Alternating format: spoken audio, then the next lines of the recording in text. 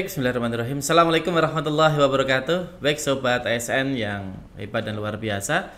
Kali ini saya ingin menyampaikan materi terkait tentang LHKPN, Laporan Harta Kekayaan Penyelenggara Negara. Gitu, ya. Memang ini diwajibkan bagi wajib lapor yang ditentukan dalam peraturan kepala daerah, dalam hal ini di Kota Surakarta di peraturan wali kota.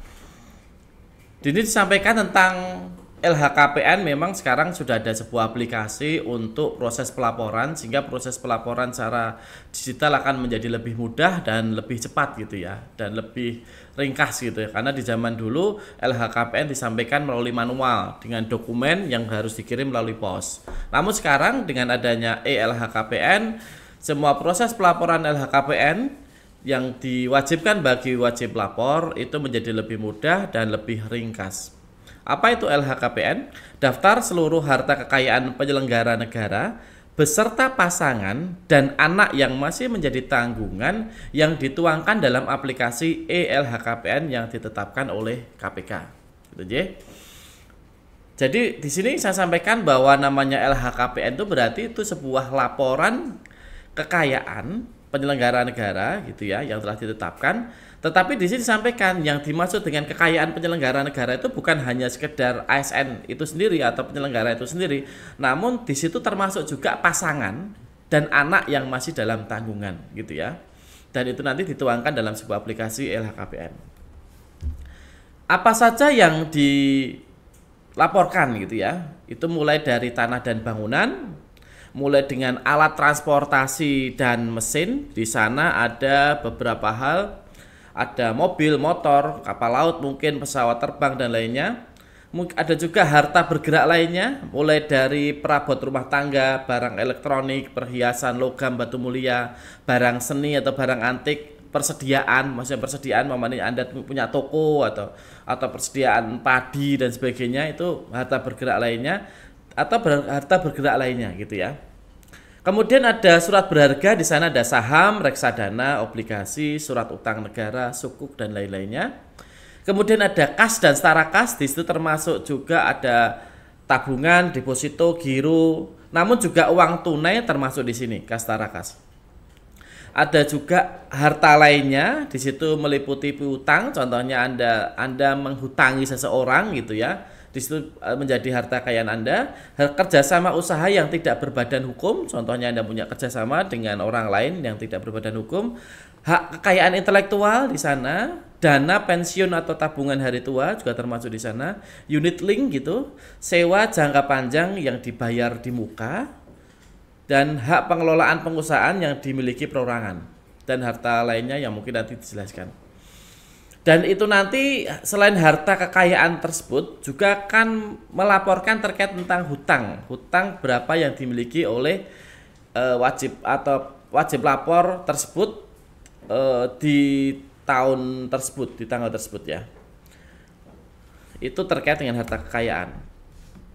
Kemudian terkait tentang harta kekayaan,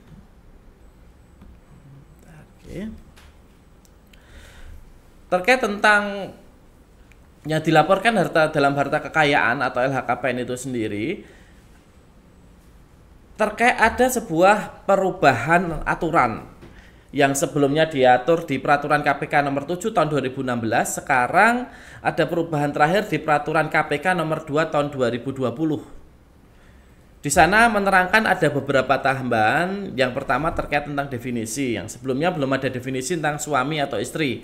Kalau sekarang itu di peraturan KPK nomor 2 tahun 2020 sudah dituliskan, dimaksud suami atau istri atau pasangan itu adalah yang terikat hubungan perkawinan menurut hukum masing-masing agamanya dan kepercayaannya sesuai peraturan perundang-undangan gitu ya. Terus anak tanggungan di sana disampaikan adalah anak kandung, anak tiri, anak angkat, dan atau anak asuh yang masih dibiayai atau mendapatkan bantuan finansial dari penyelenggara negara dan atau oleh pasangannya, baik istri atau suami. Kemudian tanda terima adalah dokumen yang diberikan KPK sebagai bukti bahwa yang bersangkutan telah memenuhi kewajibannya dalam menyampaikan LHKPN secara lengkap kepada KPK. Jadi di peraturan KPK yang baru sudah menjelaskan definitif batasan-batasannya di sana. Gitu ya. Jadi apakah berarti kita bisa menjawab apakah istri siri itu bisa menjadi dalam definisi tersebut, atau mungkin anak tanggungan itu apakah anak tiri yang mendapatkan bantuan itu masuk yang dilaporkan atau tidak gitu. Sehingga sudah dijelaskan semua bahwa itu termasuk di dalamnya gitu ya. Karena ada anak kandung, anak tiri, anak angkat gitu, anak asuh, dan masih dibiayai oleh penyelenggara negara ataupun pasangannya. Kemudian di sini dijelaskan hal yang cukup menarik adalah sebelum di tahun 2020 dulu kan kita masih mengupload ya dokumen kepemilikan, jadi kayak surat tanah dan sebagainya gitu ya. Bahkan sekarang itu tidak ada lagi dokumen yang harus diupload gitu ya, tidak ada lagi dokumen yang harus diupload, hanya diisi aja semuanya gitu ya. Dulu kalau nggak salah masih ada dokumen buku rekening, sekarang sudah nggak ada lagi sejak tahun 2020 tentang bukti dokumen rekening terakhir atau saldo terakhir sudah tidak perlu lagi diupload lagi, sudah dihapuskan. Terus hal yang menarik tentang tanda terima. Dulu itu kan ada tanda terima pertama, ada ngisi gitu ya, tanda terima lengkap atau tidak lengkap. Namun sekarang hanya ada satu tanda terima lengkap saja. Jadi tanda terima sekarang, makanya kalau ketika Anda masih ngisi, baru saja klik sudah clear, klik LHKPN selesai, itu belum berarti Anda sudah selesai untuk tugas Anda, karena nanti masih diverifikasi oleh KPK, dan baru bisa ketika diverifikasi, ketika muncul lengkap berarti tanda terima itu yang akan Anda terima. Gitu nggih. Oke. Kemudian terkait tentang alur LHKPN sesuai dengan peraturan KPK nomor 2 tahun 2020, ada beberapa yang menarik. Kita lihat di alur tersebut ya. Pertama kali jadi ketika ada wajib lapor yang baru sebagai contoh gitu ya, maka di situ akan ada password baru atau akun baru, di mana password itu dipakai untuk Anda login terhadap akun LHKPN yang baru. Kemudian dari login itu Anda mulai mengisi modul di sana, dan mulai mengisi dari semua harta kekayaan di sana gitu ya, sampai muncul token sehingga itu menjadi terkirim gitu ya, disubmit sampai terkirim. Dan itu yang biasanya kita lakukan selama ini. Kita menganggap ketika saya sudah masuk, sudah ngisi lengkap, sudah ada token dari KPK, sudah dikirim, klik submit, itu sudah selesai urusannya. Padahal tidak, masih banyak proses di sana. Apa itu? Masih diverifikasi oleh KPK. Makanya ketika Bapak Ibu sudah mengisi, kadang masih dapat WA, mendapat SMS atau email di sana, maaf untuk LHKPN Anda masih belum lengkap gitu ya. Kalau seandainya sudah lengkap, memang tugas Anda sudah selesai. Tapi kadang yang belum lengkap itu apa? Ketika isian tidak sempurna. Sebagai contoh, kemarin ada yang bermasalah ketika isian tidak sempurna itu ketika pengisian, contohnya untuk mobil gitu ya, atau harusnya 60 juta tapi terusnya nolnya sampai miliar gitu ya. Kadang itu dikonfirmasi oleh KPK, itu maksudnya seperti apa. Atau yang paling sering yang tidak lengkap itu adalah adanya surat kuasa yang belum dikirimkan ke KPK secara fisik gitu ya. Jadi yang dikirimkan ke KPK secara fisik yaitu utamanya adalah surat kuasa itu sendiri. Itu khusus bagi yang baru, wajib lapor yang baru, pastinya ketika Anda sudah selesai melakukan proses token dan submit, pastikan Anda sudah langsung mengirimkan surat kuasa baik atas nama dirinya, ditambah dengan surat kuasa atas nama pasangannya, dan surat kuasa anak dalam tanggungan yang memang sudah memenuhi usianya, sudah dewasa. Itu biasanya muncul di sana, dan jangan lupa langsung dikirimkan ke KPK. Kalau Anda belum mengirimkan, nanti akan muncul isian belum lengkap.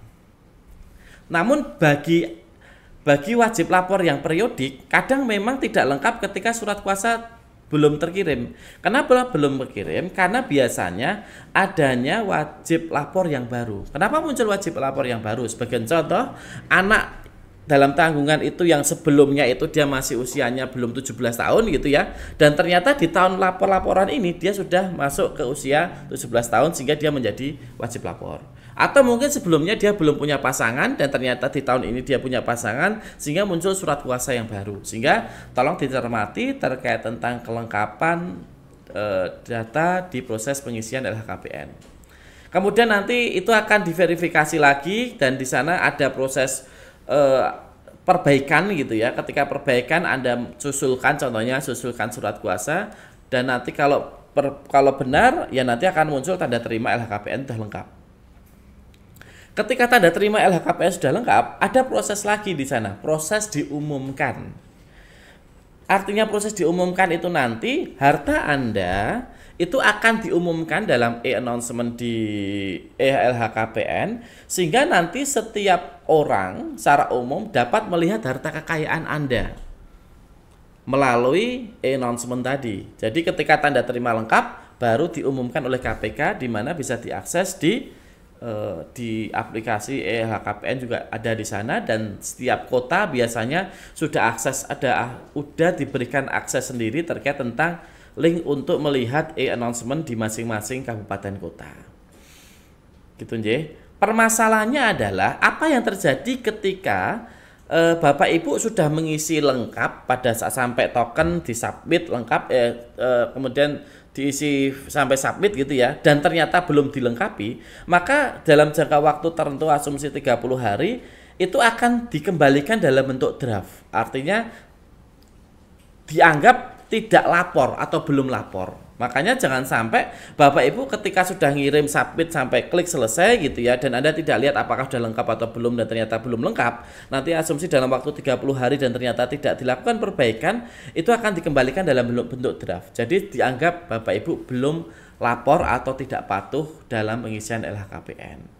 Sehingga berdasarkan dari alur ini yang dianggap Bapak Ibu sudah mengirimkan LHKPN atau menjalankan tugas LHKPN itu ketika tidak hanya sekedar submit sampai selesai, ketika sampai token selesai, tetapi harus sampai proses tanda terima lengkap hingga muncul diumumkan, sehingga berarti Anda sudah patuh. Kalau belum lengkap dan Anda biarkan, itu akan dikembalikan draft oleh KPK dan dianggap Anda belum lapor atau belum patuh. Itu alur LHKPN-nya.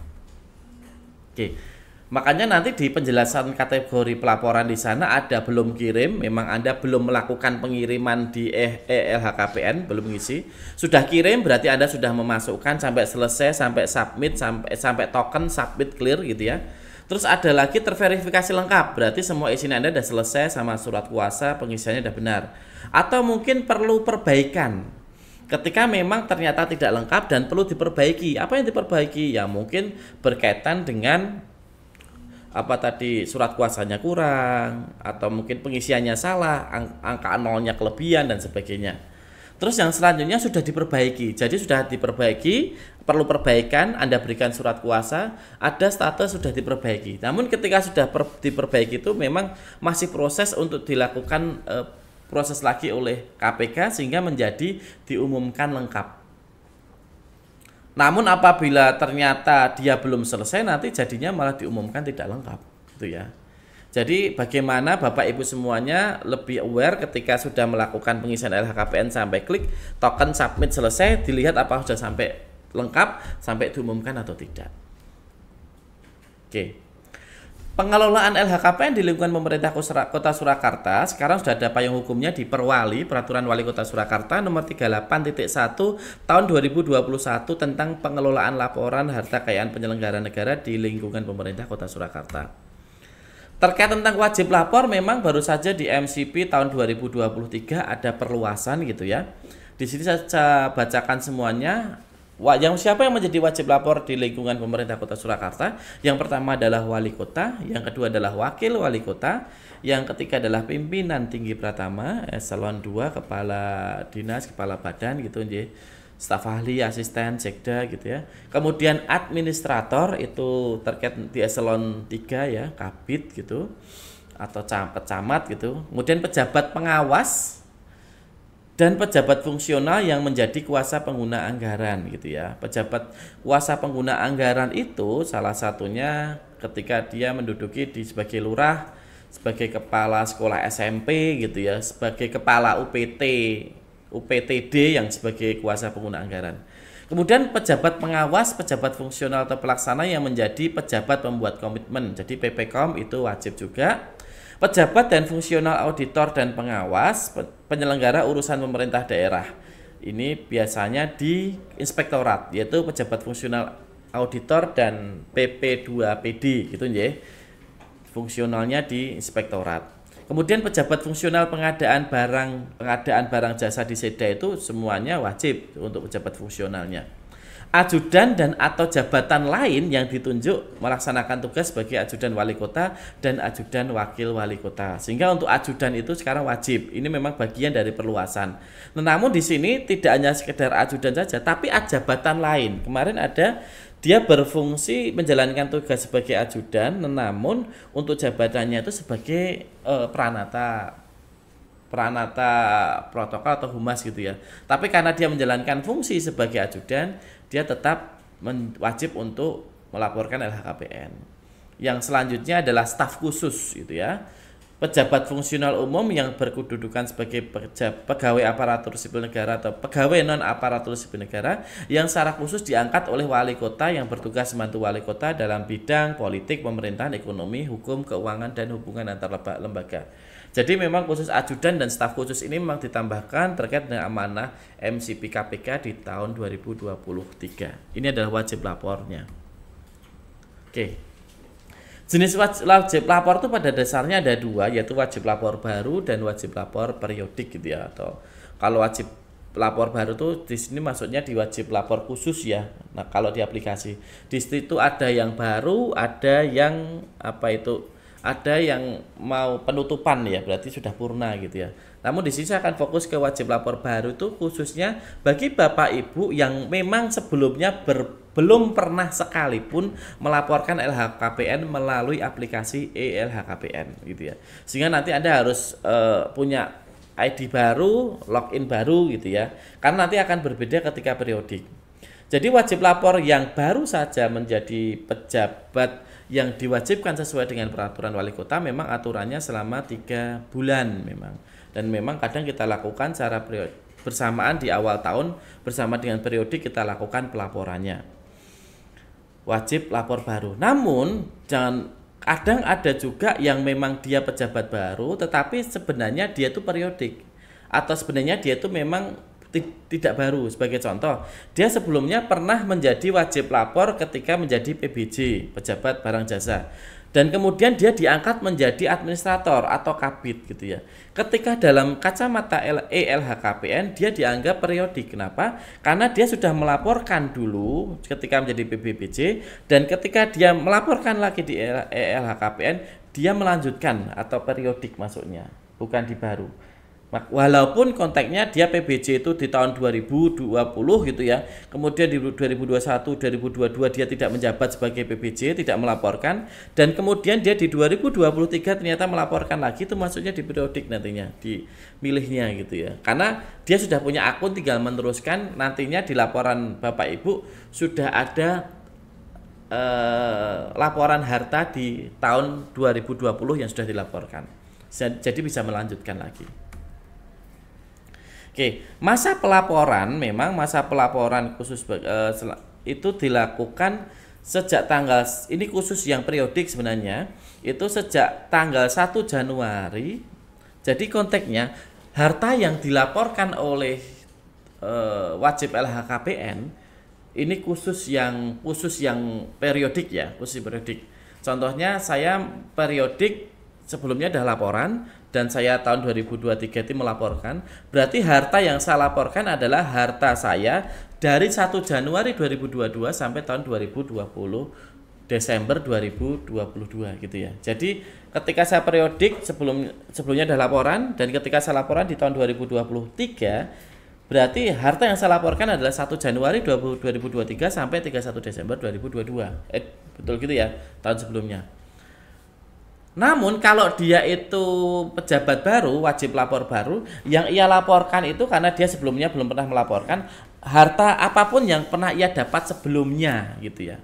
Walaupun itu harta itu didapat tahun 2025, harta itu didapat tahun 2021 dan sebagainya, tetap harus dilaporkan sampai yang ketika itu dimiliki sampai detik ini gitu ya. Gitu ya. Sampai pada masa ia melapor. Masa melapornya untuk periodik itu adalah untuk aturan KPK memang tanggal 1 Januari sampai 31 Maret gitu ya.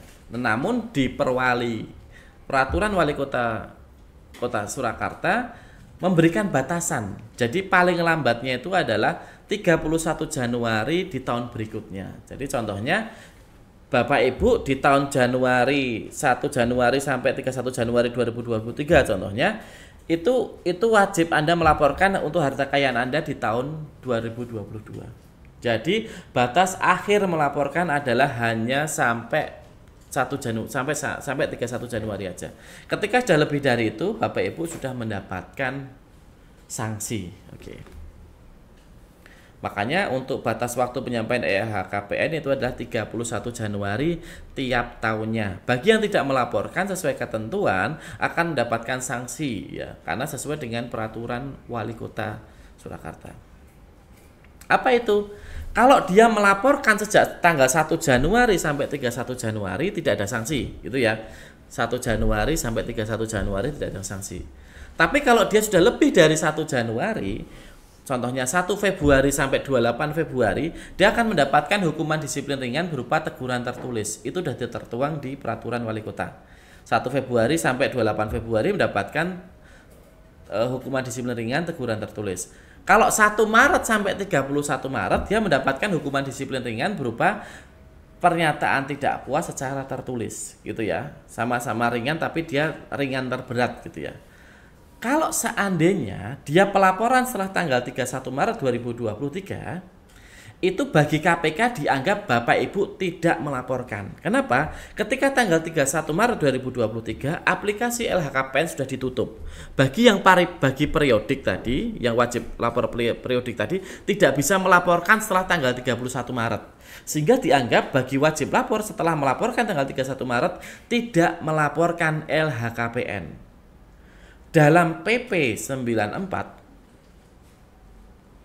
itu 2021 sana tentang PP tentang disiplin PNS, di sana dijelaskan bahwa ketika tidak melaporkan gitu ya, berarti tidak melaporkan setelah tanggal 31 Maret 2023 khususnya untuk pejabat tinggi pratama gitu ya, kepala dinas dan sebagainya, itu mendapatkan salah satu hukuman disiplin tingkat berat. Itu sudah tertuang jelas di PP 94 PP tentang disiplin gitu ya. Salah satu hukuman disiplin berat. Tapi bagi pelaporan setelah tanggal 31 Maret bagi selain pejabat tinggi pratama, contohnya tadi administrator atau kabid, contohnya KUPT ada lurah, kepala SMP, atau PBJ tadi, PPKOM tadi gitu ya, atau auditor dan PP2PD tadi mendapatkan salah satu hukuman tingkat sedang. Kenapa? Karena itu sudah tertuang di PP 94 tentang PP disiplin PNS.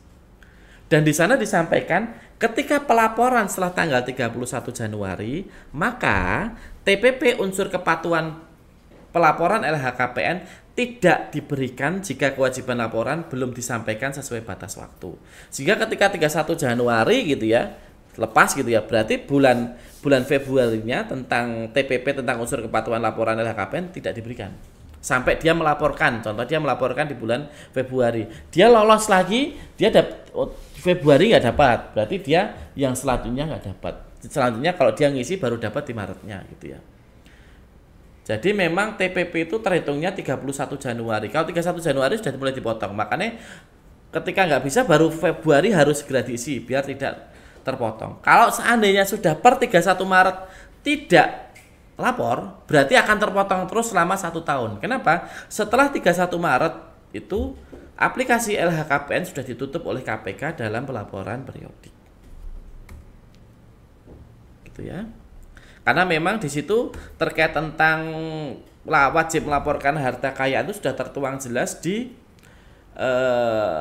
PP nomor 94 tahun 2021 tentang disiplin PNS, khususnya di pasal 4 huruf E ya. PNS wajib melaporkan harta kekayaan pada pejabat yang berwenang sesuai ketentuan peraturan perundang-undangan yang berlaku ya.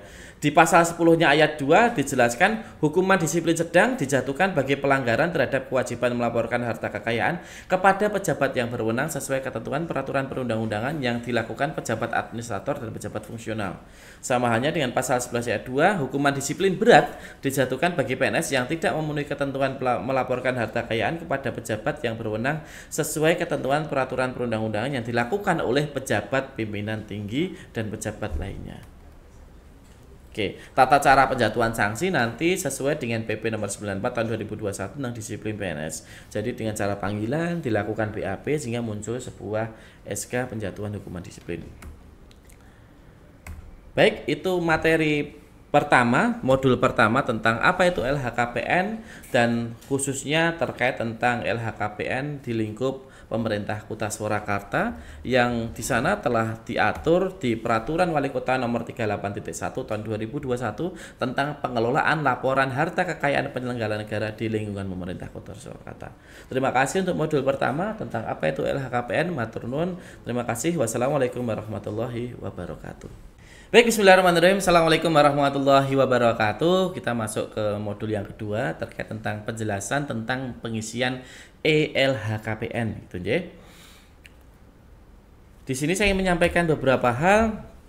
Dasar hukum ada Undang-Undang Nomor 28 tahun 1999 tentang penyelenggara negara yang bersih dan bebas dari korupsi, kolusi, dan nepotisme. Peraturan Komisi Pemberantasan Korupsi Nomor 2 tahun 2020 tentang perubahan atas Peraturan Komisi Pemberantasan Korupsi Nomor 7 tahun 2016 tentang tata cara pendaftaran, pengumuman, dan pemeriksaan harta kekayaan penyelenggara negara. Yang ketiga adalah Peraturan Pemerintah Nomor 9 tahun 2021 tentang disiplin pegawai negeri sipil karena terkait tentang sanksinya. Dan terakhir adalah Peraturan Wali Kota Surakarta Nomor 38.1 tahun 2021 tentang pengelolaan laporan harta kekayaan penyelenggara negara di lingkungan pemerintah Kota Surakarta. Oke, tentang pengisian. Bahan-bahan apa saja yang harus dipersiapkan oleh wajib LHKPN untuk pengisian pelaporan LHKPN dengan aplikasi ELHKPN. Di sana ada data pribadi, siapkan dulu saja sebelum Anda nanti membuka, lebih baik siapkan data-data ini gitu ya. Apa itu? Yang pertama KTP gitu ya. Yang kedua adalah nomor KK karena di sana dituliskan juga. KTP di sana ada nama yang ditulis, ada alamat sesuai KTP dan sebagainya. Nomor KK juga butuh juga, jangan lupa. Email aktif itu penting karena semua konfirmasi itu nanti adanya di email aktif yang Anda harus bisa membukanya. Kemudian foto profil atau foto pribadi yang akan diunggah nantinya. Jadi nanti Anda mungkin tidak perlu pas foto, kalau Anda melalui foto profil di IG nggak apa-apa, di Facebook juga nggak apa-apa sebenarnya. Yang penting itu ada foto Anda. Nomor HP aktif itu juga penting karena kadang nantinya ada SMS yang akan masuk di tempat Anda. Terus NPWP, ya. Itu siapkan dulu saja sehingga ketika Anda membuka ELHKPN tinggal masukin semuanya. Terus apa aja selain itu data harta yang harus disiapkan? Tanah dan bangunan, di situ sertifikatnya tolong disiapkan gitu ya. Mulai dari nomor sertifikat, luas tanah dan bangunannya itu menjadi pertanyaan juga. Terus siapa pemiliknya dan sebagainya. Barang elektronik, ya Anda tulis saja kira-kira sebenarnya barang elektronik itu apa. Nantinya Bapak Ibu bisa menuliskan konteksnya satu set barang elektronik. Contohnya Anda perkirakan aja di rumah Anda barang elektronik ada apa aja. Contohnya ada kulkas, ada TV, ada sound dan sebagainya gitu ya. Itu tulis saja barang elektronik totalnya berapa juta. Nanti di situ dilihat ada harta perolehan, jadi nilai perolehan. Jadi kalau itu kira-kira ketika saya beli itu berapa tahun dulu gitu ya. Jadi ada nilai perolehan dan ada nilai jual sekarang. Nilai jual itu adalah kalau dulu belinya tahun 2021 atau toko kulkasnya harga berapa gitu ya, 5 juta gitu. Sekarang kalau dijual ya kira-kira tinggal 1 juta atau 2 juta gitu. Itu ditotalkan aja barang elektronik berapa gitu. Jadi nanti tidak perlu ditulis satu persatu nantinya di aplikasi, hanya satu set barang elektronik. Begitu pula satu set perhiasan logam atau batu mulia. Anda punya cincin, gelang, galung, emas-emasan gitu ya. Dikumpulkan ada berapa, kira-kira dulu kalau ditotal dari harga belinya dulu berapa. Oh ini 5 juta, ini 10 juta, ini berapa juta. Totalnya adalah 50 juta gitu ya. Itu adalah harga beli. Nanti ada harga jualnya. Oh ternyata harga jual di saat pelaporan itu berapa. Contohnya sekarang itu emasnya naik menjadi contohnya 25 menjadi 35 juta. Monggo nanti Anda perkirakan saja. Anda kira-kira saja. Barang seni atau barang antik kalau ada contohnya lukisan dan sebagainya. Itu juga ditulis saja kalau ada berapa gitu ya. Persediaan tadi contohnya apa? Yaitu contohnya ketika Anda sudah memiliki toko, Anda punya kain atau punya padi atau punya Tadi barang-barang lah, contohnya barang-barang jualan Anda gitu ya, itu berapa? Harta bergerak lainnya. Oke. Jadi nanti ya kalau khusus ini nanti hanya dihitung saja gitu ya. Namun untuk data pribadi kalau bisa itu Anda persiap data pribadi tanah dan bangunan sertifikat itu yang penting untuk Bapak Ibu dapatkan gitu ya. Oke. Oke, nanti untuk harta, menu harta itu adalah merupakan bagian dari pelaporan LHKPN yang digunakan untuk melaporkan harta kekayaan berupa apa? Tanah bangunan tadi ya. Kemudian jadi tanah atau mungkin Anda punya bangunan rumah, Anda punya ruko, Anda punya tanah tok tanpa bangunan itu dilaporkan. Mesin itu mulai dari motor, mobil, terus sepeda mungkin masuk di situ ya. Terus kapal kalau di situ monggo. Mesin alat transportasi gitu ya, ada surat berharga gitu ya, kalau ada ya saham dan sebagainya. Kas tarakas nanti dihitung, jangan lupa untuk saldo di Bank Jateng berapa, saldo BNI berapa gitu, tulis saja nanti tinggal dimasukkan. Terus harta lainnya dan hutang gitu ya, hutangnya berapa gitu ya, asumsi hutang itu pada saat pelaporan itu tinggal berapa gitu ya. Sebenarnya kalau Anda bisa nanti cari aja hutang per Desember di tahun sebelumnya gitu ya, karena Anda melaporkan harta terakhir di sejak 1 Januari sampai akhir Desember. Jadi hutangnya itu sampai akhir Desember itu berapa. Oke. Harta tidak bergerak. Harta tidak bergerak yang diperoleh secara kredit, maka nilai perolehannya dilaporkan sebesar harga beli tunai atas harga tidak bergerak. Jadi artinya harta tidak bergerak itu apa? Tanah bangunan gitu ya. Jadi walaupun Anda itu kredit KPR atau berapa gitu ya. Jadi nilai perolehannya itu bukan ketika Anda nyicil DP itu bukan. Tapi apa itu? Biaya kalau itu di apa itu? Anda belinya, harga belinya itu berapa? Contohnya totalnya 200 juta gitu ya untuk harga belinya. Itu yang Anda tuliskan. Ditambah dengan biaya pengurusannya, contohnya mulai dari notaris dan sebagainya gitu ya. Jadi itu yang dihitung sebagai harta tidak bergerak. Itu harta perolehannya dihitung dari itunya gitu ya. Dulu itu harganya berapa gitu ya. Contohnya 200 juta. Nggak usah ngitung angsurannya ya. Jadi ngitung harta itu belinya berapa gitu, harga jualnya ditambah dengan biaya pengurusannya yang dalam mata uang rupiah. Apabila terdapat perbedaan luas tanah dan atau bangunan antara yang tertera pada sertifikat SPPTP PBB, maka luas tanah atau bangunan yang dilaporkan adalah sesuai yang disertifikat. Makanya walaupun ini sertifikat sama realnya beda, Anda fokusnya di sertifikat aja. Karena Anda memindahkan data dari sertifikat ke dalam aplikasi. Dalam hal tidak memiliki dokumen kepemilikan, maka diisi luas tanah dan bangunan sesuai dengan luas tanah atau luas bangunan yang sebenarnya. Karena kadang Anda sudah beli gitu ya, tapi ternyata sertifikat belum turun dari notaris, itu sebenarnya bisa dituliskan juga karena itu sudah menjadi hak Anda. Nanti mungkin untuk buktinya bisa jual beli saja nggak apa-apa gitu ya. Karena itu nanti ketika tidak dilaporkan itu akan berpengaruh terhadap contohnya uang tabungan Anda yang berkurang gitu ya. Makanya walaupun belum dapat sertifikat dan Anda sudah membayar, sebaiknya dilaporkan pada saat itu. Nanti buktinya dari kwitansi jual beli aja nggak apa-apa gitu ya. Luas tanah dan luas bangunannya sesuai dengan yang realnya yang Anda ketahui. Istilah besar nilai dalam nilai estimasi antara nilai jual harta tersebut per tanggal transaksi kejadian menggunakan kurs rupiah ya. Gitu ya. Istilah estimasi saat pelaporan dengan dasar estimasi atas nilai jual harta kekayaan bumi tanah termasuk yang melekat dan atau bangunan per tanggal laporan harta tersebut dengan menggunakan kurs rupiah juga. Karena nanti di sini ada nilai saat pelaporan gitu ya. Ada nilai saat perolehan. Nilai perolehan itu adalah ketika Anda membeli, ketika Anda mendapatkan itu berapa. Nilai contohnya Anda punya harta tanah gitu ya. Nilai perolehan ketika Anda mendapatkan itu, ketika Anda membeli itu contohnya 200 juta, itu adalah nilai perolehan. Tetapi ada nilai perolehan ketika Bapak Ibu itu tidak membeli. Apa itu contohnya? Hibah atau warisan. Maka khusus untuk hibah dan warisan, nilai perolehannya adalah 0 rupiah. Kenapa 0 rupiah? Karena Anda tidak mengeluarkan uang. Paham ya? Jadi khusus untuk nilai perolehan barang yang nilai perolehan harta yang Anda tidak mengeluarkan uang, nilai perolehannya adalah 0. Apa itu? Warisan atau hibah. Kenapa? Karena Anda tidak mengeluarkan. Namun apa yang terjadi kalau seandainya nilai perolehannya itu Anda istilahnya dibantu sama orang tua atau dibantu sama orang lain atau mungkin berdua dengan kerjasama dengan dua orang, itu sesuai dengan uang yang Anda keluarkan. Contohnya Anda membeli sepetak tanah 100 meter harganya 200 juta contohnya, namun dibantu oleh orang tua gitu ya, cuma mengeluarkan 100 juta, berarti nilai perolehan Anda hanyalah 100 juta gitu ya. Clear ya? Nilai perolehan.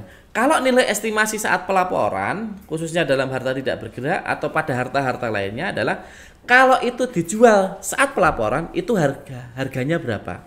Khusus untuk harta tidak bergerak, Anda fokusnya tidak harus pada NJOP tapi pada harga pasarnya gitu ya.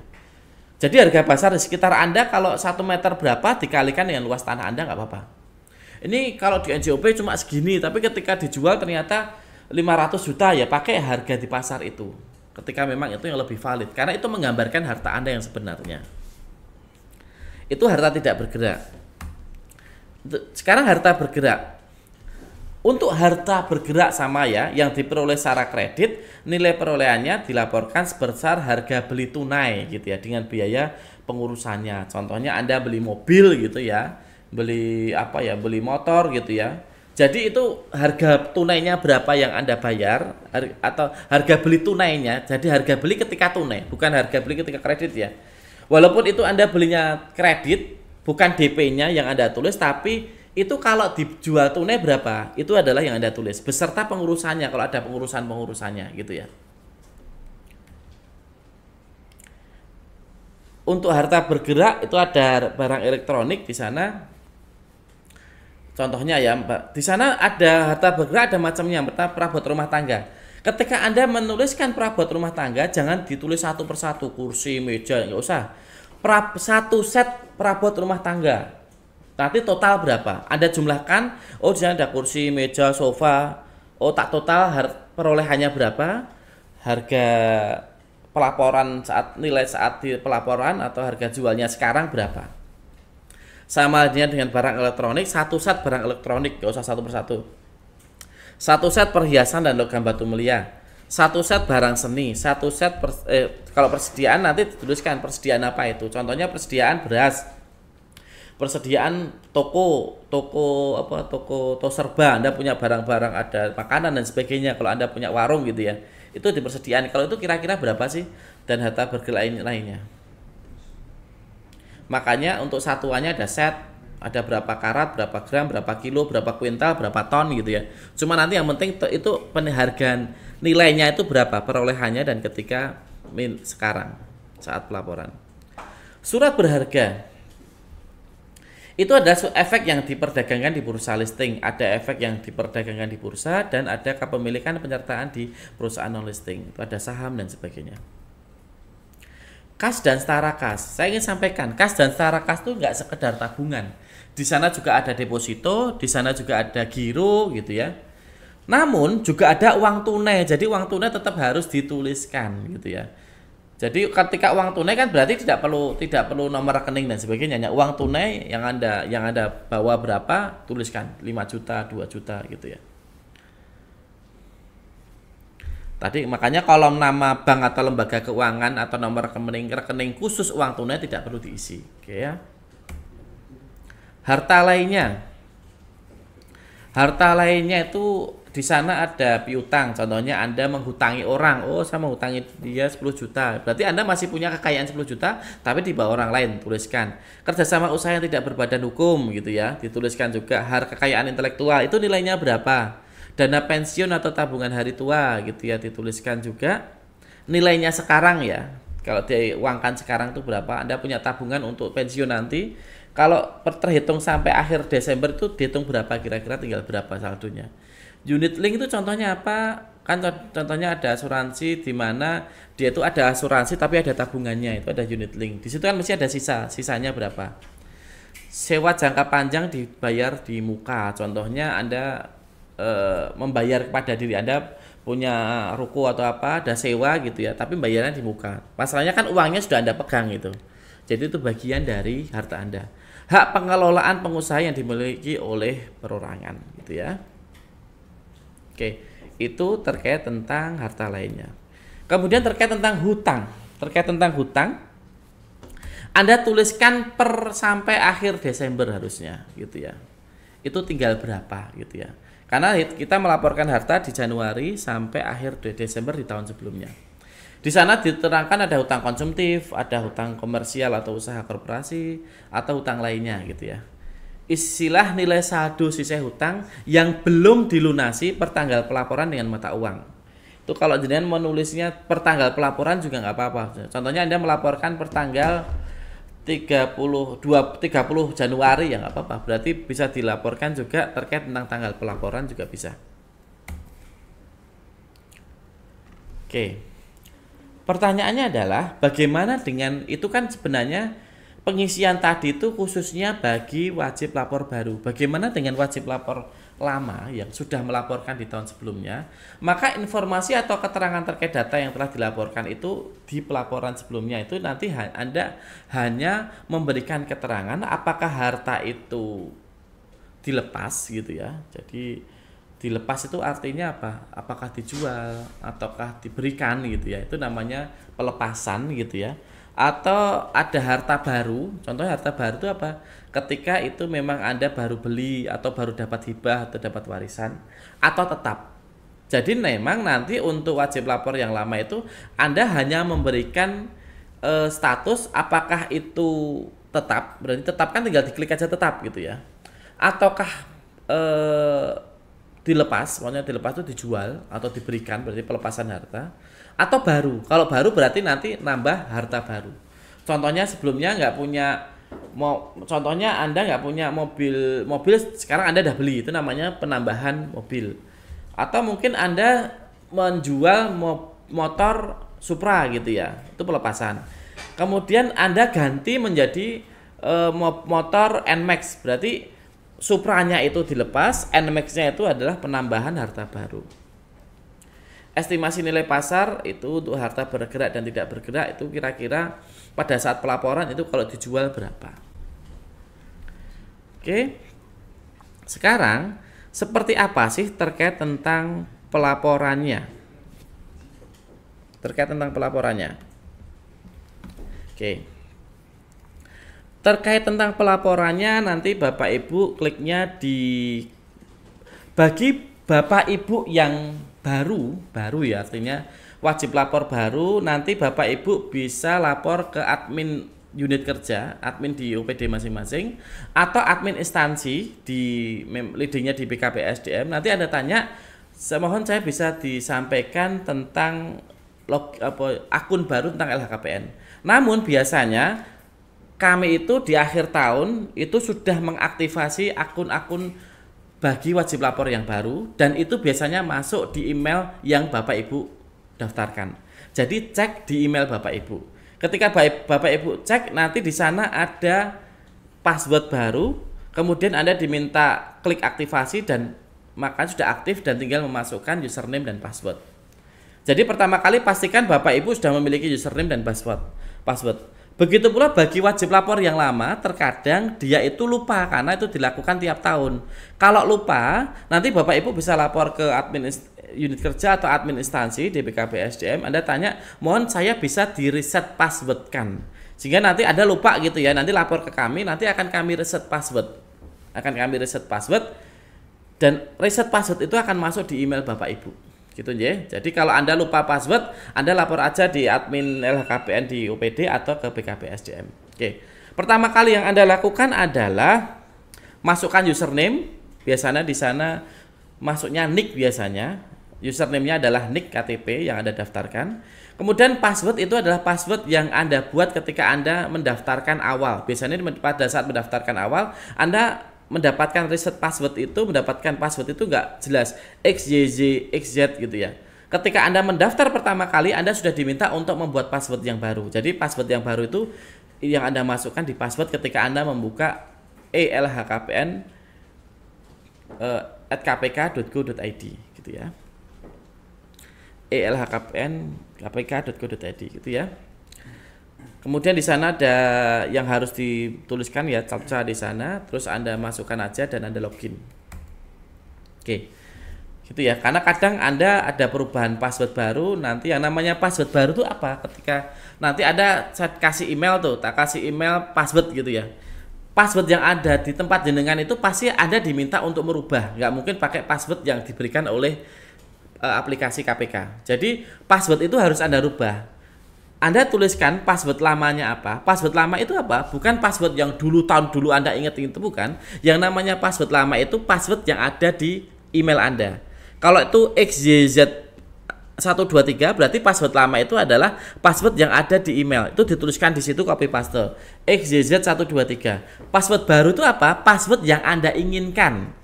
Contohnya apa ya? Surakarta 123 atau mungkin Zain Hidayat apa gitu. Tapi di situ biasanya ada ketentuannya. Ada huruf besar, ada huruf kecil dan ada apa itu? Kode simbol dan sebagainya. Di situ ada ketentuannya gitu. Nanti Anda klik aja konfirmasi dan ketika sudah Anda sudah bisa menggunakan aplikasi ini. Apalagi ketika Anda nanti ditutup terus dibuka lagi dengan password baru itu. Nanti Anda confirm, sudah dimasukkan semua ya, password lama, password baru, diulangi password baru lagi, dikonfirmasi dan Anda nanti akan masuk. Oke. Nanti akan muncul seperti ini gitu ya. Anda scroll aja. Yang penting Anda scroll sampai ke bawah ada tulisannya e-filing. Anda klik e-filing. E-filing ini adalah menu untuk pelapor atau wajib lapor dalam melaporkan elhkpn. Oke. Ini untuk menu bagi yang belum pernah ngisi. Ketika wajib lapor yang baru itu makanya rekapitulasi hartanya masih kosong. Tapi bagi wajib lapor yang sudah pernah lapor biasanya sudah muncul di sana. Rekapitulasi harta membentuk grafik gitu ya.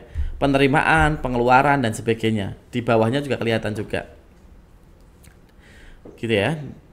Itu untuk menu ketika yang sudah lapor sama yang belum ya. Oke. Ketika menu lapor sudah pernah ngisi atau belum terkirim, contohnya Bapak Ibu itu sudah ngisi, kemudian di tengah jalan sudah capek pengen berhenti gitu ya, makanya nanti di bawah itu nanti akan tertulis, ada terlihat di sini ada tulisan, ada gambar apa namanya bolpen, ada tulis edit. Ini klik edit untuk melanjutkan. Artinya apa? Ketika Bapak Ibu sudah ngisi dan ternyata belum selesai, Anda nggak usah khawatir nanti, wah aku gimana ya, nggak bisa nyelesain itu. Makanya Anda tutup nggak apa-apa, Anda buka pakai password baru, akan muncul menu seperti ini. Dan Anda lihat di paling bawah, nanti di situ ada, Anda lihat di sana ada gambar apa itu bolpen, ada tulisannya edit, Anda klik aja edit. Ketika Anda klik edit, Anda tinggal melanjutkan saja, gitu ya, tinggal melanjutkan saja. Oke. Ketika LHKPN baru, khusus wajib LHKPN yang baru, jenis laporannya di sini ada ketahuan, ada ketika Anda ngisi baru, ketika ngisi baru, di sini jenis laporan tuh ada dua, periodik atau khusus. Periodik itu khusus bagi Anda yang sudah pernah ngisi di tahun-tahun sebelumnya. Kalau khusus itu nanti suruh pilih apakah calon PN, apakah awal menjabat atau akhir menjabat. Bagi Anda yang baru saja awal menjabat, nanti kliknya di awal menjabat. Ini contohnya Anda baru diangkat menjadi PBJ, Anda baru diangkat menjadi kabid atau administrator. Kalau calon PN itu contohnya apa? Sebagai contoh dia calon legislatif atau calon wali kota, itu calon PN. Akhir menjabat itu artinya apa? Ketika dia nanti mau pensiun, dia juga harus melaporkan. Oke, nanti di sini tinggal memilih apakah awal menjabat atau akhir menjabat dan sebagainya. Bagi Anda yang baru, jangan lupa klik awal menjabat gitu ya. Kemudian klik lanjut. Dan di situ tanggal pelaporan adalah tanggal sekarang Anda mengisi ya, bukan awal tahun tapi tanggal sekarang Anda mengisi. Walaupun Anda ngisinya tanggal 20, tulis saja 20 Januari 2023 gitu. Oke. Oke, data pribadi. Nanti data pribadi seperti ini gitu ya. Nanti ada foto, diupload fotonya gitu ya. Makanya nggak perlu pas foto, nggak perlu nyiapin. Anda lihat aja gambar dari PP HP Anda atau dari foto profil di WA Anda, atau Anda langsung foto aja langsung dikirim nggak apa-apa gitu ya. Biar intinya kita pengennya lebih simple. Ada nick ya, nick KTP Dan NIK KTP biasanya sudah didaftarkan di awal dan biasanya tidak bisa dirubah gitu ya. Kalau ternyata salah, Anda laporkan ke kami, ke admin instansi di BKPSDM untuk lapor KPK untuk diganti yang benar. Nomor KK jangan lupa, nama lengkap, gelar depan kalau ada. Nah, ingat ya, yang namanya nama lengkap tanpa gelar. Karena kalau nanti pakai gelar nanti nama Anda akan double. Contohnya Muhammad Jadidat Espesi, gelar depannya, gelar belakangnya Espesi. Jadi Muhammad Jadidat Espesi 2 kali. Jadi nama lengkapnya itu cuma nama tok tanpa gelar. Gelar depan kalau ada Dr. Andes, insinyur. Gelar belakang itu adalah ya tadi MSI atau SPD dan sebagainya. NPWP tuliskan jenis kelamin perempuan atau laki-laki, tempat lahirnya ditulis di mana, tanggal lahirnya ditulis. Gitu ya, diklik aja nanti, pilih. Diklik selanjutnya. Oke, itu nanti Anda lihat di sebelah kiri ada data profil, ya. Kan nanti Anda bisa langsung skip, bisa kalau seandainya Anda nanti buka baru ya, buka lagi gitu ya, nggak usah dari awal. Kemudian data pribadi di sana ada status menikah, sudah menikah atau belum gitu ya, tinggal pilih. Emailnya adalah email yang aktif gitu ya, jangan sampai email yang Anda email kantor atau Anda nggak bisa buka. Intinya email yang Anda bisa buka sewaktu-waktu. Kabupaten kota itu nanti di kabupaten mana gitu ya. Kalau di sini adalah Kota Surakarta, alamatnya tinggal ditulis saja, alamat di Indonesia. Agamanya apa, monggo, negaranya apa, kecamatan apa gitu ya. Namun saran saya nanti kalau Anda mengisi ini mulailah dari negaranya dulu, Indonesia, kecamatannya dulu, negaranya dulu, kabupaten baru kecamatan gitu. Kan nanti saya ulangi ya, negaranya dulu, kemudian provinsinya dulu, kabupaten dulu, kecamatan baru desa. Kalau seandainya Anda langsung di kabupaten atau langsung di kecamatan kadang susah. Makanya mulai dari negaranya dulu, provinsinya di Jawa Tengah, kabupaten kota Surakarta, kecamatan contohnya Laweyan gitu ya, desanya desa mana gitu ya, atau kelurahan apa. Jadi harus sebaiknya urut gitu ya. Nomor HP-nya ditulis. Kalau ingat nomor HP yang bisa dihubungin ya, nomor HP Anda sendiri ya. Nanti ada SMS biasanya. Dan klik selanjutnya gitu ya, data pribadi. Data pribadi oke, nanti masuk ke jabatan. Biasanya jabatan itu sudah langsung tertulis otomatis ketika Anda ketika Anda mendaftarkan pertama kali. Apakah Anda sebagai administrator, apakah Anda sebagai PBJ, apakah Anda sebagai PPkom. Bagi Anda yang merasa bahwa Anda itu seorang kasih ya, kasubag atau mungkin subkor gitu ya. Tapi di sini seorang PBJ ya memang Anda diwajibkan LHKPN karena Anda PBJ-nya, bukan karena Anda kasubagnya. Biarkan seperti itu, gitu ya. Lembaga nanti tuliskan pemerintah Kota Surakarta gitu ya. Di sini ada tulisannya nanti pemerintah Kota Surakarta. Unit kerjanya nanti di sini ada pilihannya pemerintah Kota Surakarta. Unit kerjanya itu nanti contohnya BKPSDM gitu ya. Subunit kerjanya di sana ada bidang biasanya atau mungkin kalau di sini nanti akan tertulis juga. Contohnya kalau dia itu kecamatan, unit kerjanya kecamatan, subunit kerjanya itu biasanya kelurahan, atau kalau dia pegawai kecamatan, subunit kerjanya juga kecamatan. Jabatannya apa? PBJ atau lurah gitu ya. Atau mungkin dia itu di sekretarisnya gitu ya. Sekretaris camat. Kalau seandainya dia di badan dinas gitu ya, unit kerjanya contohnya BKPSDM, subunit kerjanya kalau ternyata dia PBJ atau kepala, biasanya subunit kerjanya juga BKPSDM, jabatannya kepala atau PBJ. Namun kalau seandainya dia kabid ya, kabid, maka unit kerjanya BKPSDM, subunit kerjanya contohnya kabid penilaian dan evaluasi kinerja, jabatannya adalah kepala bidang gitu ya, khusus untuk kepala bidang. Gitu ya. Tapi kalau PBJ, PPkom itu nanti subunit kerjanya sesuai dengan unit kerja Anda. BKPSDM subunit kerjanya juga sama BKPSDM, jabatannya PPkom atau PBJ atau kepala dinas, kepala badan gitu ya.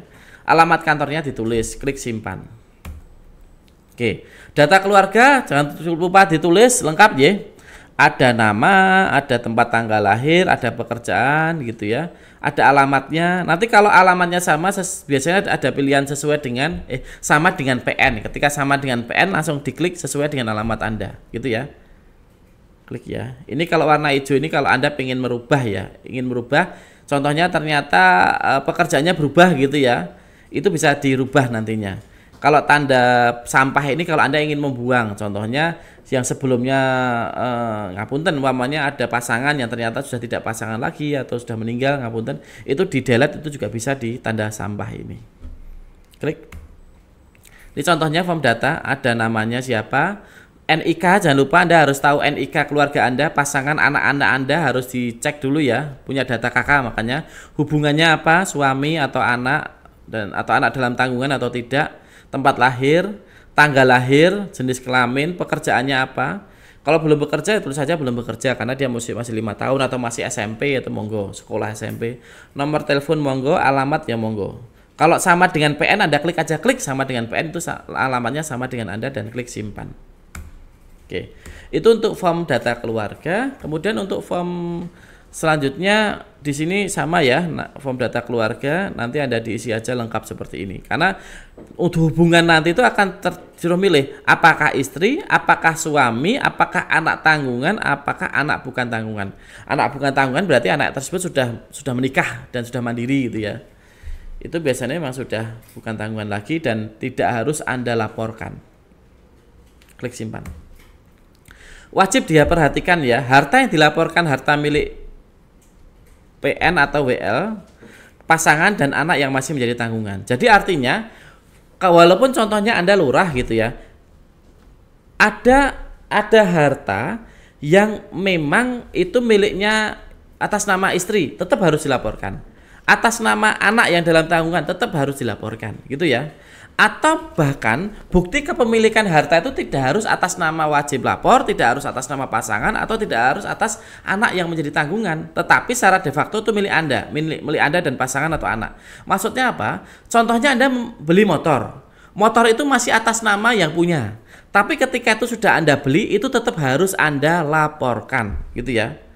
Gitu ya. Jadi walaupun artinya apa? Yang dilaporkan adalah harta milik sendiri atas nama sertifikat sendiri, sertifikat suami atau pasangan, sertifikat anak dalam tanggungan, atau sertifikat orang lain atau BPKB atas nama orang lain, tetapi memang itu secara de facto milik Anda. Anda beli tetapi masih pakai BPKB-nya atas nama pemiliknya, nggak apa-apa, itu dilaporkan. Bukti pendukung yang dilaporkan dalam dokumen pendukung harta di lembaga keuangan, surat berharga dan kas karakas dan harta-harta lainnya. Jadi khusus ini bukti pendukung karena ini masih aturan lama ya. Bukti pendukungnya contohnya saldo, contohnya buku tabungan. Sejak tahun 2020 di peraturan KPK yang baru tidak perlu dilampirkan gitu ya. Tulis saja saldonya berapa. Tulis saja surat berharganya nilainya berapa. Bukti pendukung langsung dilampirkan ke aplikasi. Jadi khusus bukti pendukung nggak usah ya, karena masih pakai aturan yang lama. SK dikirimkan asli saat pertama kali melaporkan gitu ya. Ini juga sebenarnya nggak usah dikirimkan, nggak apa-apa. Kalau itu dikirimkan.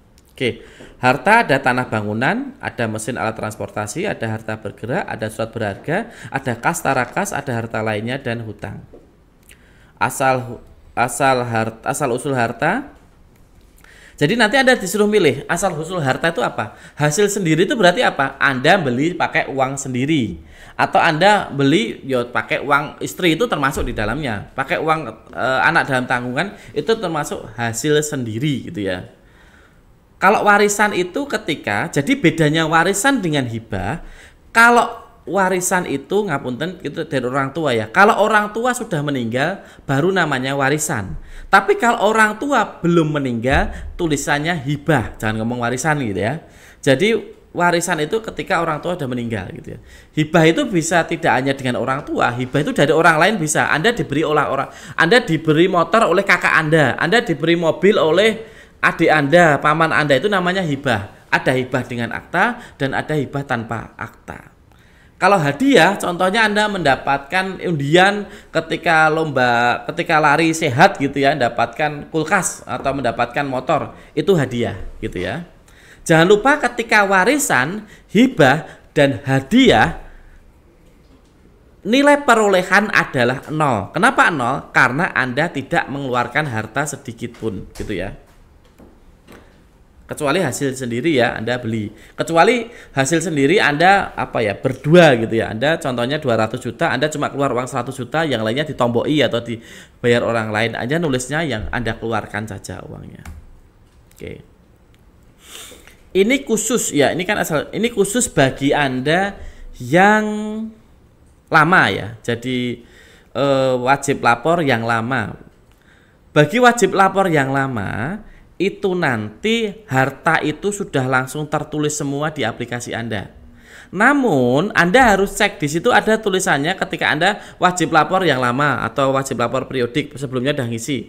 Di situ ada tulisannya di menu harta, itu ada tulisannya load semua data sebelumnya. Ini harus Anda klik gitu ya.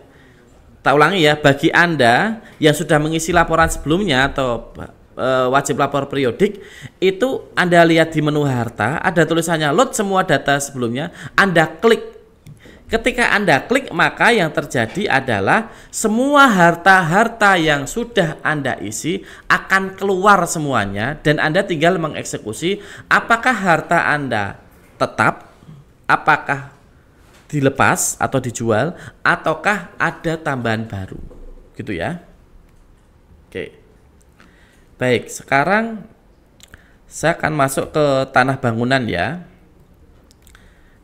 Tanah bangunan itu kalau ini khusus yang baru ya tadi ya, dan belum pernah ada isinya. Contohnya, kalau Anda ingin nambah data, Anda klik di sini, ada klik tambah data, klik saja di situ. Nanti Anda bisa memasukkan data harta bangunan yang baru. Ini khusus bagi yang baru ya.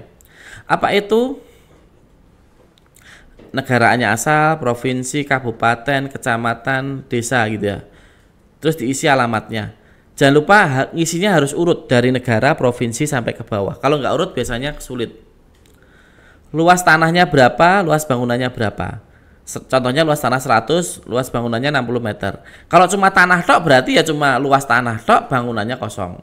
Kalau ternyata tahun kemarin itu Anda menuliskan luas tanah tok karena masih tanah saja, namun ternyata di tahun ini sudah dibangun, makanya yang sebelumnya cuma luas tanah, di tahun berikutnya Anda revisi luas tanah 100, luas bangunannya menjadi 60. Kenapa? Karena Anda membangun di tahun selanjutnya. Jenis bukti contohnya sertifikat. Kalau emang belum ada sertifikat ya nggak apa-apa, nanti kwitansi jual beli atau apapun monggo. Nomor bukti kalau ada, atas namanya siapa, atas nama bisa yang bersangkutan, bisa atas nama pasangan atau anak, bisa atas nama lainnya. Kenapa lainnya? Ternyata mobil itu masih BPKB-nya masih atas nama pemilik sebelumnya, berarti lainnya gitu ya. Atau masih miliknya pamannya karena Anda beli dari paman Anda, tapi udah menjadi milik Anda ya, terus lainnya.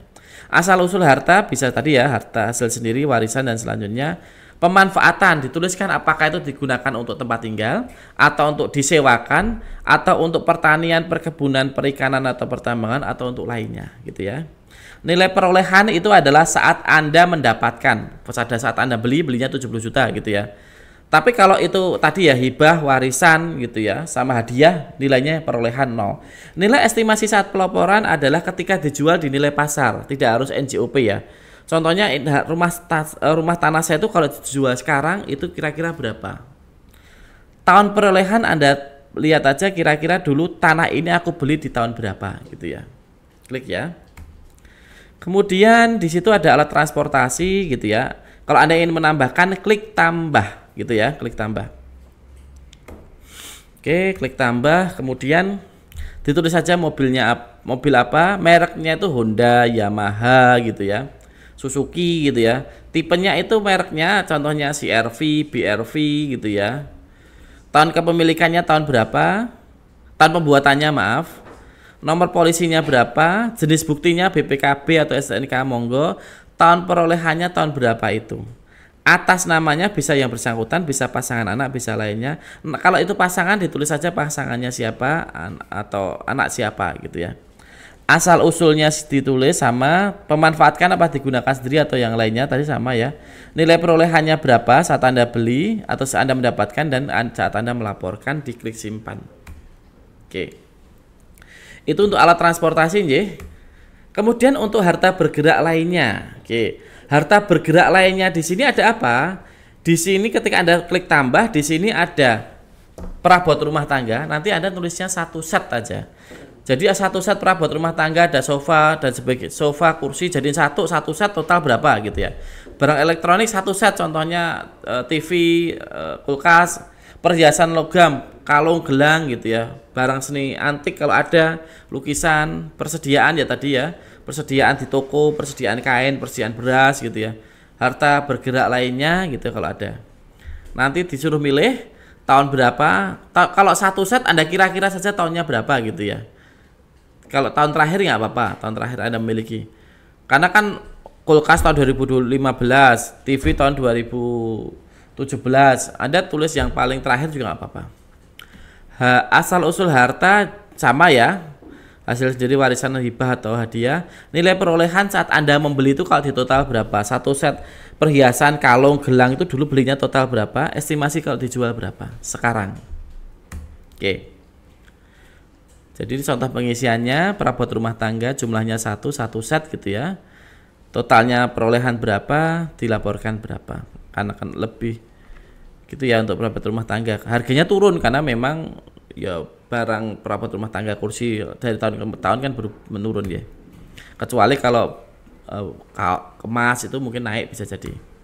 Asal usul warisan nih, kalau nanti ada warisan Anda disuruh nulis berapa warisannya gitu ya, dituliskan yang memberi siapa, contohnya orang tua, ibu atau siapa gitu ya, alamatnya mana. Oke, itu untuk harta bergerak lainnya. Selanjutnya surat berharga ya. Surat berharga itu ya, tadi contohnya saham tadi ya, efek yang diperdagangkan di bursa ataupun yang tidak, Anda tuliskan aja. Nilai perolehannya berapa, nilai estimasi pelaporan berapa, penerbit perusahaannya apa, kustodian tahun pelaporan dan asal usulnya Anda simpan. Memang ASN memang tidak banyak yang memiliki ini, memang di tempat kota Surakarta yang kami ketahui ya. Mungkin nggak tahu ya, mungkin zaman sekarang sudah mulai banyak ya. Kemudian kas tarakas tadi isinya apa? Ada uang tunai, deposito, giro, tabungan, masukkan di sini gitu ya. Khusus uang tunai, nomor rekening bank tidak perlu diisi. Uang tunai tadi di sini ada nomor rekening, buka rekening awal kapan gitu ya. Ini penting ya, diingat, nanti dicari aja buka rekening kapan gitu ya. Atas namanya siapa, asal usul harta apa, jenis mata uangnya apa. Rupiah ya rupiah, kursnya berapa sekarang dituliskan. Nilai saldonya berapa. Contohnya kira di tahun Anda saat pelaporan BNI saya tinggal berapa? 10 juta atau 10.575 monggo. Ini kalau ekuivalen dengan kurs itu kalau seandainya Anda memilih jenis mata uang yang bukan rupiah. Kalau oke, simpan. Ya. Kas tarakas contoh pengisiannya seperti ini, tabungan. Ini bukti dokumen zaman dulu memang bisa diupload ya. Tapi sekarang walaupun ada bisa diupload, kalau Anda tidak upload bukti dokumen boleh gitu ya. Karena aturannya sekarang tidak wajib. Nama banknya apa, nomor rekening, dan buka rekening dan sebagainya. Klik simpan ya. Oke. Kemudian harta lainnya, apa aja di sana? Tadi ya, piutang, kerjasama yang tidak berbadan hukum, hak intelektual, dana pensiun, unit link, sewa jangka panjang dibayar dibuka sampai hak pengelolaan pengusahaan dimiliki perorangan ya. Contohnya piutang tadi Anda mengutangi orang lain, yaitu adalah harta Anda yang Anda tuliskan nilainya berapa, sekarang berapa gitu ya. Contohnya hak intelektual dulu pertama kali jadi berapa, kalau dijual sekarang berapa. Kalau piutang nggak tahu, kalau kecuali Anda menjadi bunga ya nggak tahu. Contohnya piutangnya dulu 10 juta berbunga jadi 15 juta ya monggo. Tapi di sini intinya dulu berapa, sekarang berapa. Kalau sama ya monggo, kalau piutang 10 juta, estimasi sekarang 10 juta, itu bisa simpan. Harta lainnya, tadi tinggal diisi seperti tadi ya, dan sebagainya. Oke. Kemudian, jadi sudah semua ya, tanah bangunan sudah, alat transportasi sudah, harta bergerak lainnya sudah, surat berharga, kas tarakas, harta lainnya. Yang terakhir adalah utang.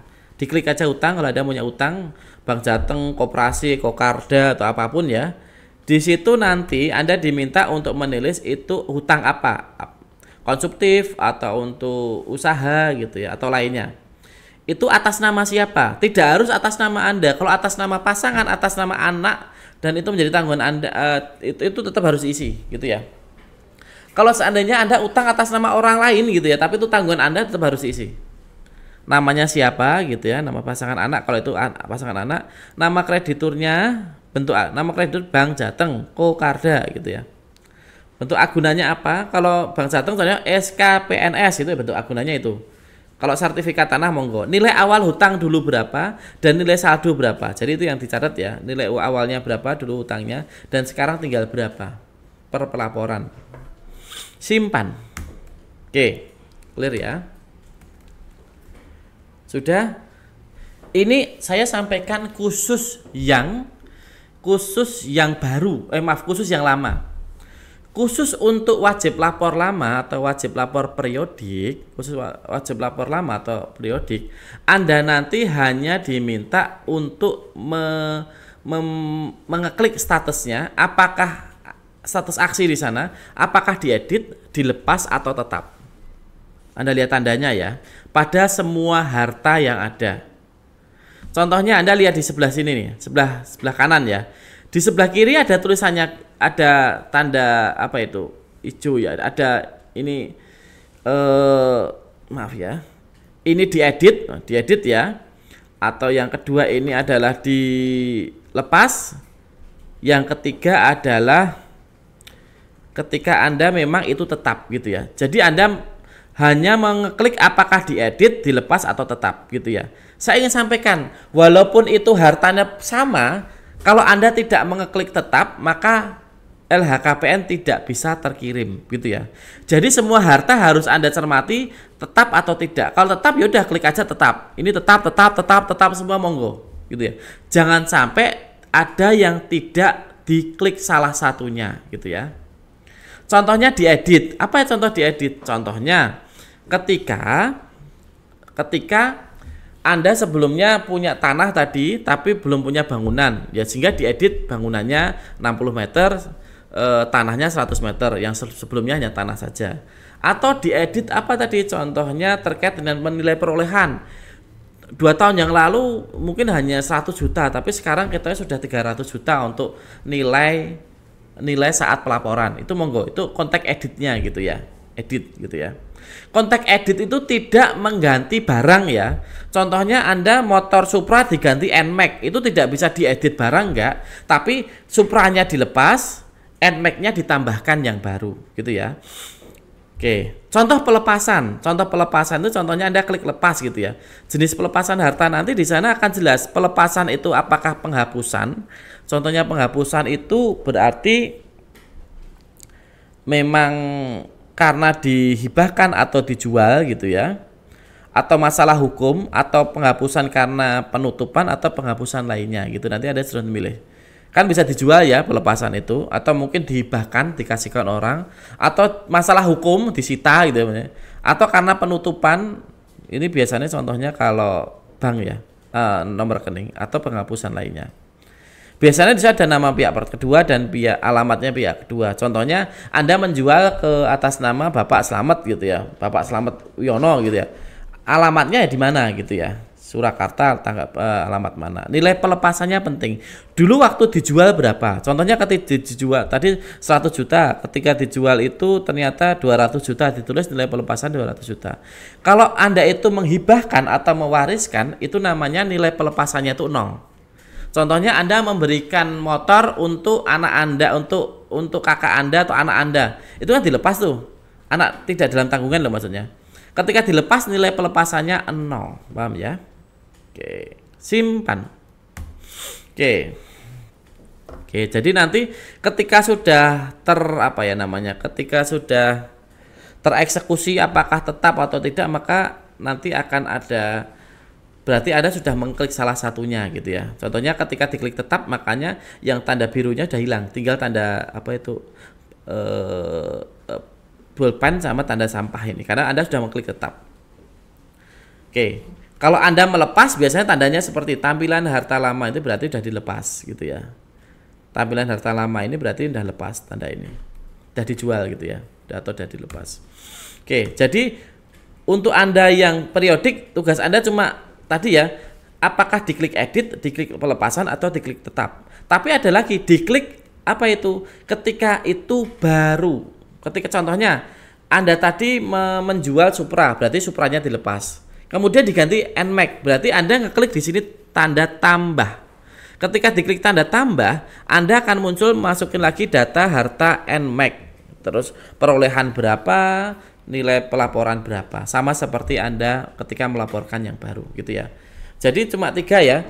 Apakah diedit? Contohnya karena memang ada hal yang baru, contohnya yang tidak ada bangunan jadi ada bangunan, atau karena mungkin nilai pelaporannya naik atau turun gitu ya, itu diedit, atau dilepas karena dijual atau dihibahkan, atau karena penutupan atau masalah hukum, atau tetap itu berarti nggak ada perubahan, klik aja tetap aja.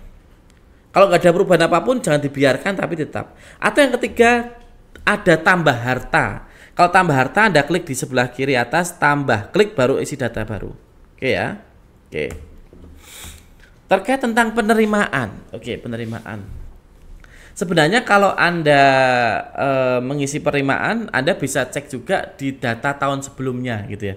Itu biasanya kalau Anda melihat di di data tahun sebelumnya, Anda bisa mendownload data tahun penerimaan pengeluaran sebelumnya berapa sehingga Anda bisa bandingkan. Gaji dan tunjangan, oke ya. Di sini ada gaji dan tunjangan penyelenggara negara, berarti pejabatnya, dan pasangan. Jadi ingat, yang dilaporkan itu adalah penyelenggara negara dan pasangan. Jadi gaji dan tunjangan pejabatnya berapa, SN-nya berapa, pasangannya berapa, ditulis dua-duanya. Tapi kalau pasangannya memang tidak bekerja ya ditulis saja 0 gitu ya.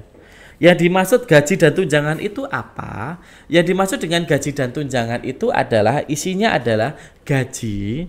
Kalau asumsinya kita ada gaji sampai 14, berarti gaji dikali 14. Gitu ya. Gaji dikali 14. Dan sebenarnya tunjangan itu masuknya di sini, tambahan penghasilan jadi masuk di sini. Jadi logikanya gaji dan tunjangan itu adalah gaji dikali 14 ditambah TPP gitu ya. TPP dikali dengan ketentuan yang ada. Contoh saja nih. Di tahun kemarin ternyata untuk gaji 13 itu mendapat setengah TPP dan mendapat di gaji 13 setengah PTPP. Berarti kalau kayak gitu gaji dan tunjangan hitungannya apa? Gajinya dikali 14, TPP-nya dihitung berapa? 12 kali ditambah setengah TPP di gaji 13 ditambah setengah TPP dari gaji 14. Paham ya? Kalau ternyata di tahun sebelumnya kebijakannya gaji untuk gaji 13 yaitu adalah sejumlah gaji dan tunjangan full. Berarti gajinya 14, tunjangannya 14. Jadi tergantung kebijakan pada tahun itu. Gitu ya. Jadi gaji dan TPP atau tambahan penghasilan masuknya di nomor 1 gitu ya. Baik pasangan maupun penyelenggara negara gitu ya. Penghasilan dari profesi itu contohnya apa? Contohnya Anda sebagai seorang dokter, seorang guru tapi les-lesan gitu ya profesi contohnya. Psikolog contohnya saya, atau mungkin Anda sebagai pembicara dan sebagainya itu masuk di profesi gitu ya. Honorarium, itu honorarium ternyata ada di tersendiri, honorariumnya berapa, Anda mengisi di tempat mana, honorarium tim dan sebagainya masuk di sini gitu ya. Kenapa? Karena TPP itu masuknya di nomor 1, honorarium dimasuk nomor 3. Anda di tim apa, Anda ngisi di sebagai pembicara di mana gitu ya. Tantim bonus jasa profesi THR. Oh ya, maaf ya, tak ulangi ya. Khusus untuk THR, jadi gaji 14 kan hitungannya di THR ya. Jadi THR itu masuknya di poin THR nomor 4. Jadi saya ralat ya, untuk gaji dan tunjangan hanya dihitung sampai 13 kali gaji dan tunjangan kalau ada. Tak ulangi ya. Jadi gaji dan tunjangan itu berarti gaji dikali 13 ditambah TPP yang diterimakan apakah 12. Kalau ternyata gaji 13-nya itu terhitungnya setengah TPP, berarti TPP-nya 12 kali ditambah setengah TPP. Berarti total gaji dan tunjangan adalah gajinya 13 kali ditambah TPP-nya 12 setengah TPP gitu ya. Khusus untuk THR itu isinya adalah gaji 14 karena gaji 14 itu untuk THR ya, ditulisnya di sini. Tantim itu contohnya upah pungut contohnya di BPKAD atau di DPMPTSP kalau ada masuknya di Tantim gitu ya. Penerimaan pekerjaan lainnya kalau ada, kalau Anda punya usaha atau apa, tuliskan di sini. Ini Anda ingat, Anda pahami konteksnya tahunan ya, bukan bulanan, tapi tahunan. Sama halnya pasangan tuh ternyata dia punya online shop atau dia punya jadi narasumber kemana-mana masuknya di sini. Apalagi dia punya gaji di swasta masuknya di sini. Bonus atau jasa produksi masuk di sini juga. Oke. Kemudian penerimaan dari tadi kan poin A tadi kan penerimaan dari pekerjaan. Ada penerimaan dari usaha dan kekayaan. Contohnya hasil investasi dari surat berharga. Saham Anda dalam tahunan ada berapa contohnya. Hasil usaha atau sewa. Contohnya Anda menyewakan ruko gitu ya. Atau hasil usaha Anda itu menghasilkan berapa. Anda punya hasil usaha, konteksnya yang laba yang Anda dapatkan ya. Tahunannya yang Anda dapatkan berapa.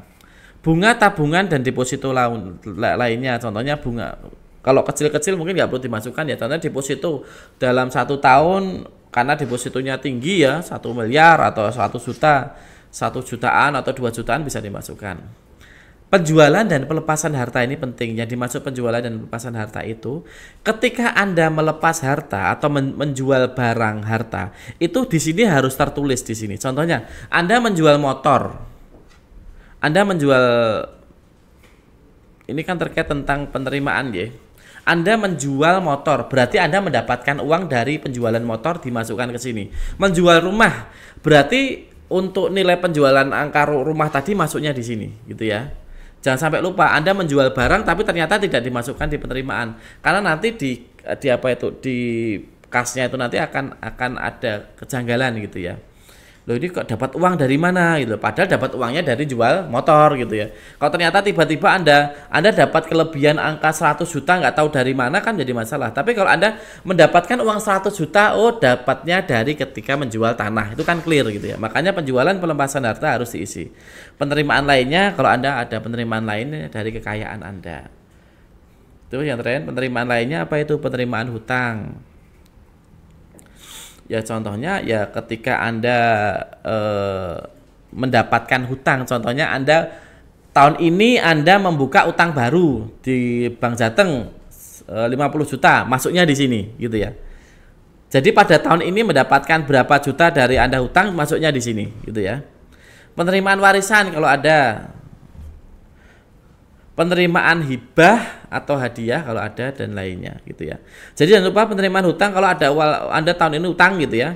Tahun kemarin hutang ya dituliskan hutang berapa gitu ya. Awal ketika nilai awal utang Anda itu ditulis di situ. Oke. Ini tentang penerimaan, sekarang tentang pengeluaran. Anda bisa bandingkan di tahun sebelumnya aja, Anda bisa lihat di tahun sebelumnya biar bisa membandingkan, biar tidak terdapat kejumlangan ketika antara pengeluaran dan penerimaan, kecuali memang ada perubahan. Biar rumah tangga ada transportasi, pendidikan, kesehatan, rekreasi, pembayaran di total 1 tahun berapa? Ingat 1 tahun ya, di total dihitung ya. Terus biaya sosial, contohnya keagamaan, zakat, infak, sumbangan gitu ya, ada yang menikah, tulis ini dalam 1 tahun. Pembayaran pajak, PBB, kendaraan, pajak daerah, pajak lain, berapa tulis di sini sampai pengeluaran rutin lainnya kalau ada. Asuransi kalau ada, mungkin apapun yang mungkin belum ada di sini dituliskan. Pengeluaran rutin. Pengeluaran harta, itu apa? Contohnya Anda membeli atau memperoleh harta baru. Jadi kalau Anda membeli harta baru, harus ditulis di pengeluaran harta di bab pembelian atau perolehan harta baru. Jangan sampai nanti tiba-tiba ada uang yang turun sampai 200 juta tidak Anda masukkan di sini. Makanya nanti akan agak jomplang ketika tidak dimasukkan, padahal uang 200 juta hilang itu sudah menjadi aset tanah gitu ya. Makanya di sini harus ditulis pengeluarannya itu ketika Anda beli dimasukkan ke sini sehingga akan imbang. Ketika Anda dapat aset tanah, Anda mengeluarkan uang 200 juta sehingga akan imbang. Kalau ternyata Anda beli tanah tidak ditulis di pengeluaran, akan tidak imbang. Loh, tiba-tiba kok ada tanah dapat itu gimana gitu ya. Clear ya. Terus pengeluaran lainnya ada biaya pengurusan warisan atau hibah kalau ada, pelunasan angsuran atau hutang, ini ditulis di sini ya, pelunasan atau seharusnya angsuran hutang dalam 1 tahun itu ditulis di sini. Gitu ya, apalagi kalau lunasi. Jadi angsuran hutang itu harusnya ditulis di sini. Contohnya Anda hutang setiap bulan bayar berapa, ditulisnya di sini. Kalau itu selanjutnya pengeluaran lainnya. Oke. Kemudian nih lampiran penjualan atau pelepasan. Kalau ada penjualan lepasan bisa Anda lampirkan ya di sini. Biasanya ada lampirannya, disuruh nulis, suruh ngisi penjualan atas nama siapa, pelepasan harta atas nama siapa, siapa yang menerima, namanya siapa, alamatnya siapa. Baik penjualan pelepasan. Oke, sekarang lampiran fasilitas. Lampiran fasilitas contohnya apa? Motor dinas, mobil dinas, rumah dinas, tuliskan di sini. Mobil dinas AD 3321 UK atau apa, monggo. Jenis keterangan tadi mulai motor dinas, mobil dinas, nama pihak memberi fasilitas pemerintah Kota Surakarta contohnya. Itu ada rumah dinas, biaya hidup, jaminan kesehatan, mobil dinas, opsi pembelian saham atau fasilitas lainnya. Kalau fasilitas lainnya monggo, motor dinas itu masuk fasilitas lainnya monggo. Oke. Ini kan tentang pelaporan Anda sudah sampai selesai. Gimana kalau seandainya Anda diminta untuk mengedit jenis laporan? Itu nanti di sebelah kanan ada diedit jenis laporan yang harusnya periodik, tapi Anda tulis khusus, Anda bisa mengubahnya di sana. Oke, review harta. Oke. Ini Anda mengisi sudah selesai ya. Nanti Anda bisa muncul di sana menu review harta. Akan muncul seperti ini. Sebelumnya cetak ikhtisar, kirim LHKPN. Kalau Anda pengen mengerti ikhtisar harta Anda atau rangkuman ringkasan harta Anda bisa klik di cetak ikhtisar harta, nanti di situ ada rangkumannya.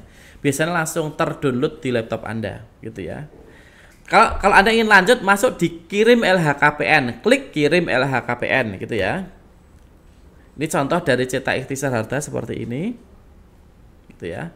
Ini tadi kalau sudah klik kirim LHKPN, di sana akan muncul. Kalau seandainya masih ada tulisan data harta surat berharga belum diisi, data harta tanah dan bangunan belum diisi, berarti Anda diminta untuk kembali ke menu itu untuk diisi. Atau ternyata Anda belum mengeklik status tetap atau belum mengeklik status baik tetap ataupun pelepasan atau edit. Kalau ternyata belum diklik tetap atau apapun, maka akan kembali lagi, gitu ya. Jadi harus Anda kembali ke menu itu, Anda klik baik status tetap atau apa, baru Anda lanjutkan, gitu ya. Oke, ini contoh ikhtisar hartanya. Biasanya kalau Anda klik kirim, nanti muncul ikhtisar harta seperti ini. Anda klik selanjutnya, gitu ya. Klik setuju, klik selanjutnya. Kemudian ada lampiran surat kuasa mengumumkan. Klik setuju, klik selanjutnya, gitu ya. Ada surat kuasa mengumumkan, selanjutnya ada surat kuasa, gitu ya.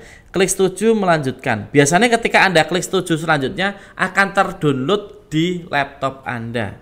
Nanti tinggal Anda print semuanya.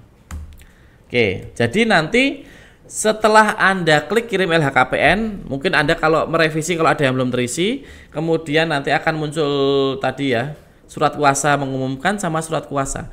Khusus untuk surat kuasa ketika itu muncul ditandatangani, dikasih materai tanda tangan, nanti dikirim ke KPK. Nanti bisa bersama-sama melalui BKPSDM agar bisa kami kontrol. Gitu ya. Oke. Surat kuasa sudah, karena surat kuasa nanti bisa muncul nggak cuma sekali. Yang pertama atas nama yang bersangkutan. Klik lagi muncul surat kuasa atas nama pasangan, suami atau istri. Klik lagi muncul atas nama anak, gitu ya. Sampai berapa yang Anda dapatkan.